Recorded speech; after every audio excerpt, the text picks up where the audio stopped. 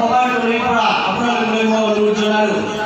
আৰু লগতে আৰু দুটামান কথা কওঁ, আপোনাৰ বিকল্প ৰাজনীতি হয়। কংগ্ৰেছো যদি আমাক বিশ্বাসঘাত কৰিছে, বিজেপিও যদি বিশ্বাসঘাত কৰিছে, অসমৰ আঞ্চলিক দল অৰ্থাৎ অসমৰ তেজৰ দ্বাৰা গঠিত যিটো দল এজিপিও যদি বিশ্বাসঘাত কৰিছে, তেনেহ'লে আপোনালোকে কাক বিকল্প হিচাপে গ্ৰহণ কৰিব? এতিয়া আপোনালোকে এটা বিকল্প ৰাজনীতিক দল হ'ব পাৰিব ভাৰতবৰ্ষত, কাৰণ ইয়াৰ যিটো লক্ষ্য আৰু উদ্দেশ্য সম্পূৰ্ণ জনসাধাৰণৰ অধিকাৰ অৰ্থাৎ চিকিউৰিটিৰ ওপৰত আমাৰ সেই দলে গঠিত। অৰ্থাৎ কিছু সময়ৰ পাছতে আমাৰ মহামান্য ভাৰত গান্ধী উপস্থিত হ'বহি। তেখেতে আপোনালোকক